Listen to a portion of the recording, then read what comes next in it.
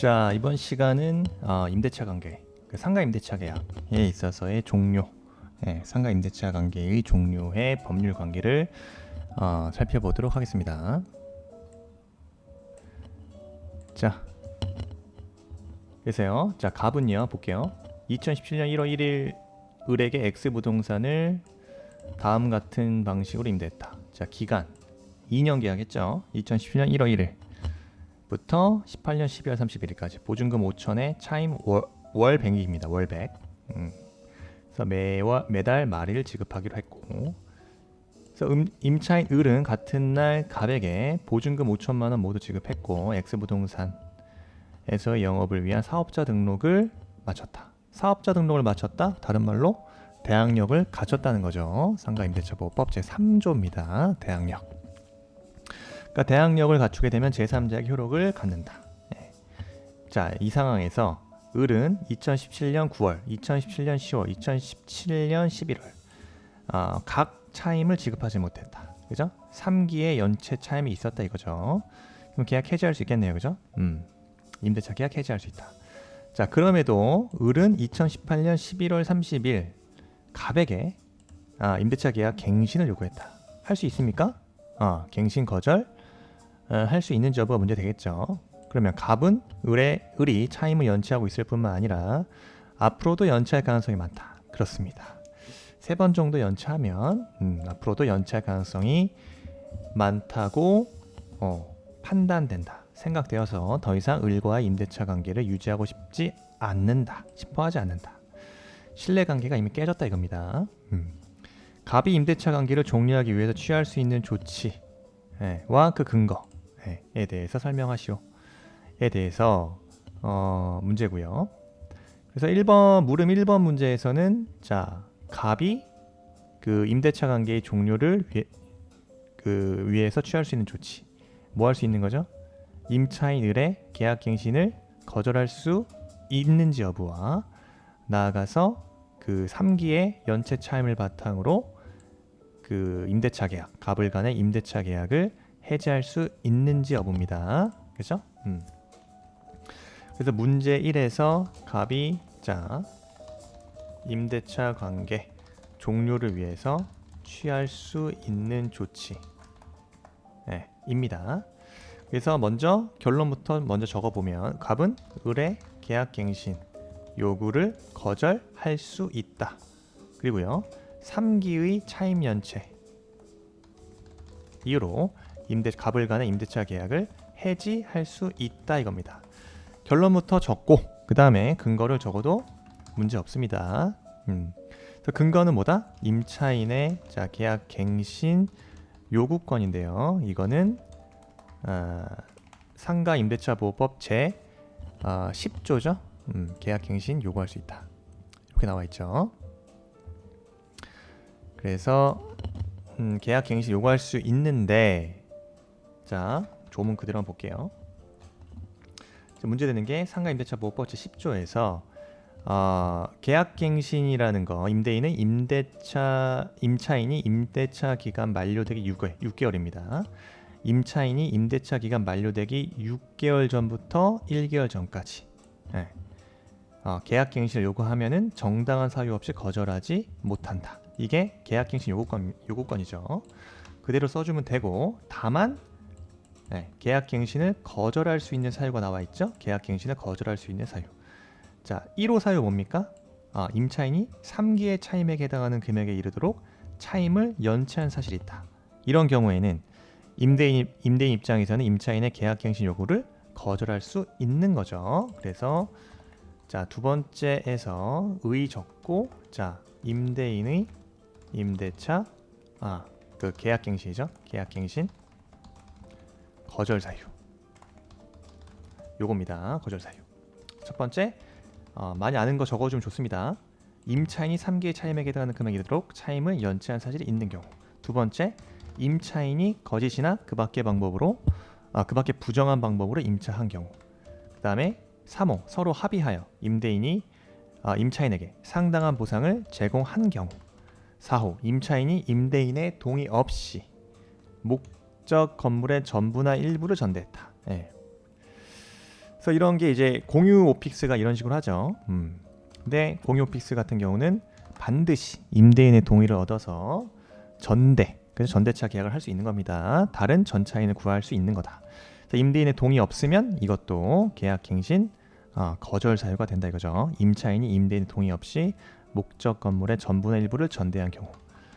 그 다음에 5호 임차인이 임차한 건물의 전부나 일부를 고의나 중대한 과실로 파손하거나 임차한 건물의 전부 또는 일부가 멸실되어 임대차 목적을 달성할 수 없거나 임대인이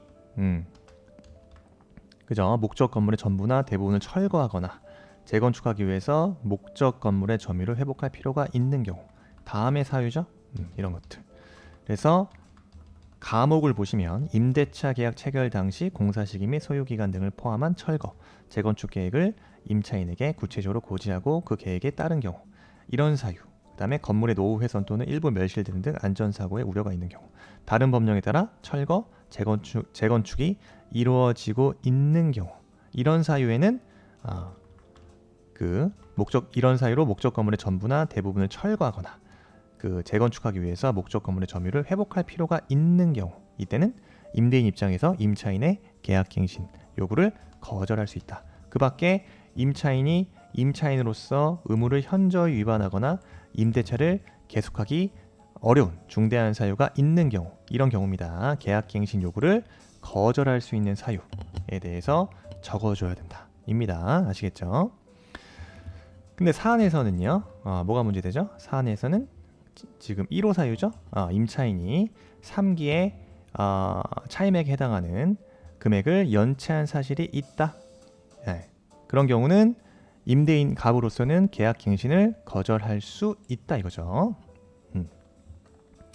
그렇습니다. 그래서 이 부분을 적어주시면 되고, 그래서 목차가 근거, 계약 갱신 거절 사유, 그 다음에 계약 갱신 거절 사유를 적었으면은 사안의 경우는 상가 임대차 보호법 제 10조 제1항 제1호 사유죠. 임차인이 즉 임차인을이죠. 임차인이 3기의 차임액에 해당하는 금액에 이르도록 차임을 연체한 사실이 있는 경우에 해당하므로 임대인 갑으로서는 계약갱신을 거절할 수 있다. 갱신을 거절할 수 있다. 이렇게 됩니다. 그 다음 적어야 될 게 문제 1에서 두 번째죠. 임차인의 그러면 차임 연체와 해지죠. 그러면은 이건 몇 조죠? 두 번째. 그래서 임차인이 차임 연체와 해지입니다. 이건 몇 조죠? 상가 임대차 보호법 제 10조의 8. 제 10조의 8 보시면 차임 연체로 인해서 이렇게 나와 있죠. 임차인의 차임 연체액이 3기의 차임액에 달하는 때 임대인은 계약을 해지할 수 있다. 따라서 사안의 경우 마찬가지죠. 임차인을이 3기의 차임액을 연체하고 있으므로 임대인 갑은 임대차 계약을 해지할 수 있다. 이렇게 정리하시면 되겠습니다. 그 다음 문제 2번 볼게요. 물음 2에서 물음 2. 다시 사안을 봤을 때 을은 영업이 잘 되지 않는다는 이유로 2017년 8월부터 2017년 12월경까지 아래와 같이 차임액을 지급했다. 띄엄띄엄 지급한 것 같습니다. 2017년에는 50만원, 8월 50만원, 9월 30일 50만원, 10월 11월 지급하지 않고요. 그 다음에 12월 31일.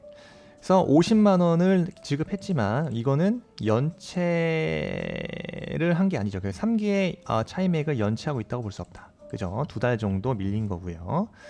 8월 9월 사이에는 50만원 정도 사실상 지급하지 않은 경우죠. 이런 경우에 갑은 2017년 12월 31일 을로부터 위와 같은 차임을 지급받으면서 을과 사이에 임대차 관계를 유지할 생각이다. 그래서 영업을 좀 잘해봐라 라고 격려했다. 논리나 그죠? 임차 입장에서 열심히 하고 있는데 안 되는 걸 어떻게, 그죠? 그래서 갑은 2018년 1월 10일경 병에게 그리고 뒤통수 친 거죠. X 부동산을 매도했다. 그 소유권 이전 등기를 맞춰주었고 을도 그 무렵 병으로부터 이 사실을 들었다. 알았다. 그래서 등기사항 증명서를 확인했다. 넘어갔습니다. 매매로 인해서 소유권 이전 등기가 넘어갔다. 한편 병은 2018년 1월 31일경 을로부터 차임을 지급하지 또 못했다. 여기서의 병의 지위는 임대인 지위가 승계됐기 때문에 임대인 지위를 승계한 그죠? 자로서 어떻게 됐습니까? 차임 연체 효과도 새로운 임대인 그죠? 병에게 차임 연체 효과가 승계되는지 여부가 문제된다. 이거겠네요. 자, 병은 2018년 1월 31일경 을로부터 차임을 지급하지 못하자 자, 그동안 연체한 차임의 합계 연체, 즉 50만 원, 50만 원, 100만 원, 그다음에 300만 원, 400만 원이죠. 400만 원에 이른다면서 임대차 계약을 해지 통보했다. 병의 위 해지 통보가 유효한가에 대해서 논하라 이겁니다. 이랬을 때 역시 마찬가지로 자, 사안에서 병의 그 해지 통보가 유효한가 여부에 있어서 결론부터 말씀드리면 병의 해지 통보는 유효하지 않다. 네, 이유는 자 근거요. 자 임대인의 지위 승계 여부. 그래서 상가 임대차 보호법 3조 2항이죠. 3조 2항.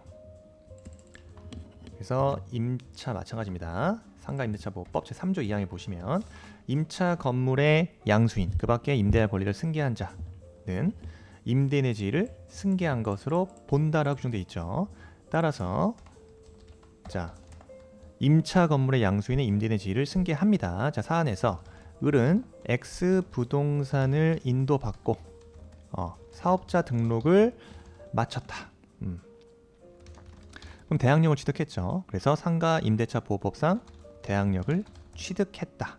따라서 그죠? 임차 건물의 양수인 병은요. 갑으로부터 X 부동산을 취득하면서 당연히 임대인 지위를 승계한 것으로 된다. 승계한 것이 되겠죠. 좋습니다. 그 다음 두 번째 이러한 차임 연체의 효과가 병에게 승계되는지 여부에 있어서 우리 판례 입장 뭐라고 나오냐. 판례 제가 찾아놨거든요. 2017년 3월 22일 선고 2016-218874 요겁니다. 그래서 판시 사항만 일단 갖고 오면요. 요거 이렇게 보면 되겠습니다. 여기에서 판례 내용 그대로 한번 갖고 올게요. 상가 임대차 보호법 3조 대항력 등 그래서 2항 임차 건물의 양수인은 임대인의 지위를 승계한 것으로 본다. 따라서 대항력을 규정하고 있기 때문에 이 부분이죠. 상가 건물의 임차인이 대항력을 취득한 다음 임차 건물 양도 등으로 소유자가 변동된 경우 양수인 등 새로운 소유자가 임대인 지위를 당연히 승계한다는 의미이다 라고 해석을 하고 있죠.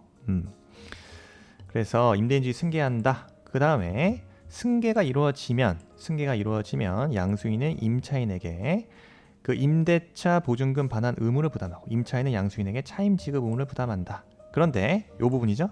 임차 건물의 소유권이 이전되기 전에 이미 발생한 연체 차임, 관리비 등은 별도의 채권 양도 절차가 없는 한 원칙적으로 양수인에게 이전되지 않는다. 그리고 이전되지 않고 임대인만이 임차인에게 청구할 수 있다 이겁니다. 그래서 차임이나 관리비 등은 임차 건물을 사용 대가로서 임차인에게 임차 건물을 사용하도록 할 당시의 소유자 등 처분 권한이 있는 자에게 귀속된다고 볼 수 있기 때문이다. 그 이유까지 달아주고 있죠. 그래서 우리가 적어야 될 것은 이 부분입니다. 그래서 결론적으로 판례 입장은 뭡니까? 임대인 지위가 양수인에게 승계된다 하더라도 이미 발생한 연체 차임 채권, 그죠? 이미 발생한 연체 차임, 관리비 등은 별도의 채권 양도의 요건을 갖추지 않는 이상 결론적으로 병에게 그죠? 승계된다, 승계되지 않는다는 겁니다. 그래서 이 판례 입장을 봤고요. 그래서 우리 사안에서 자 연체 차임 채권의 그 채권 양도 절차를 요건을 취한 적이 없다. 없는 이상, 그죠? 병은 자신에 대한 을의 연체 차임 3기에 달하지 않는 이상 X 부동산을 양수하기 전에 갑에 대한 을의 연체 차임이 있음을 이유로 임대차 계약을 해지할 수 없다 이겁니다. 아시겠죠? 그래서 차임 연체 효과가 병에게 승계되는지 여부에 있어서 우리 판례 입장 중요하니까 요거 잘 정리해야 됩니다. 요 판례. 승계된다? 네. 차임 연체 효과가 이미 발생한 연체 차임 효과가 채권 양도 절차의 요건을 거치지 않는 이상 별도로 임대인에게 승계된다? 승계되지 않는다는 거. 판례 입장 잘 정리하셔야 됩니다. 됐어요. 이 정도 정리하시면 되겠습니다. 수고하셨습니다.